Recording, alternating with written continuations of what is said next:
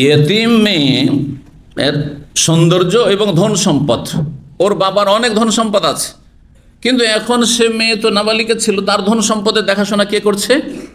ওর যে ওই দেখাশোনা করছে তার বা হয়তো কোনো মাহারাম হলে তাহলে তার বিয়ে করতে পারছে না, ধরেন মাম্মা, আপন চাচা, ধরেন চাচতো চাচা বা দূরের কোনো ব্যক্তি, কোনো একজন, হ্যাঁ, সমাজের কোনো লোক যে অনাত্মীয়, হ্যাঁ, সেই এতিম মেয়ের দেখাশোনা করছে। এতিম মেয়ে বেশ সুন্দরী হয়ে উঠেছে, আর তারপরে এতিম মেয়ের ধন সম্পদ যথেষ্ট তার বাবা থেকে পেয়েছে।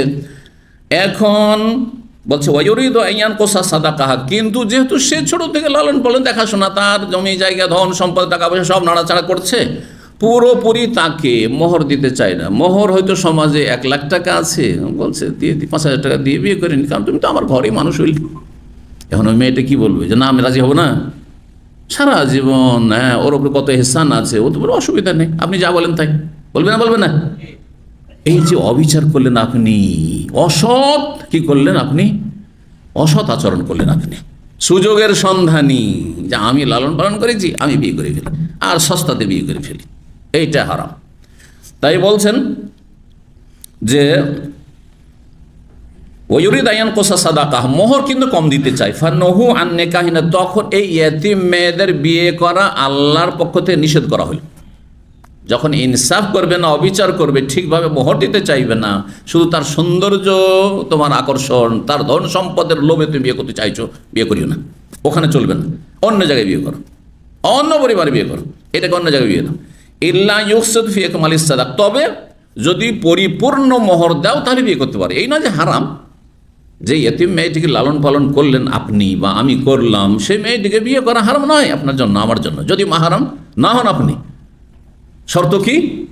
যে পূর্ণ মোহর দিতে হবে, ওদের পরিবারে আমাদের পরিবারে। আমি বিয়ে করলে সাধারণত আপনি বিয়ে করলে কতটা মোহর আপনার সমাজে, আপনার গ্রামে, আপনার বংশে আছে, ওই হিসেবে মোহর দিতাম, ওই অনুপাতে।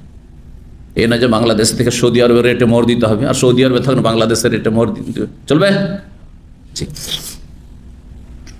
একজন সৌদি শেখ আল কাসিম, আমার যৌবনকালে যখন প্রথম দাওয়াতি কাজ ওখানে আসি এই মদিনা ইউনিভার্সিটি থেকে, তো সে তার গাড়িতে নিয়ে আমাকে চলছে, আর বিয়ে করেছে সে প্রায় 1.5 লাখ টাকা খরচ করে বিয়ে করেছে। তো যখন আমি বললাম যে আমাদের দেশে এখনও 5-10 হাজার টাকা মোহর আছে, ধার্মিক পরিবারে নগদ মোহর 5-10 হাজার টাকা বিয়ে হচ্ছে, তো সে বলছে 50,000ও যদি লাগে তো সুবহানাল্লাহ, তো আমি তো 70টা পেতাম। হ্যাঁ, আমার একটা স্ত্রীর মূল্য হচ্ছে আপনাদের দেশে 70টার। বলেন আলহামদুলিল্লাহ, আমরা নিয়ামতে আছি, দিক থেকে আমরা নিয়ামতে আছি।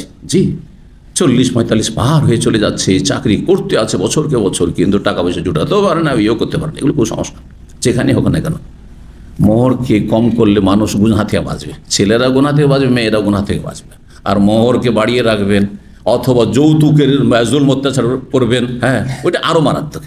হ্যাঁ, যৌতুক দিতেও পারে না, আর মেয়ের বিয়েও দিতে পারে না, বা যৌতুক দেবে না, সেই জন্য সৎ মানুষ মানে সব অসতের দল, যার ফলে ছেলে বাচ্চা না, পাপ হবে না?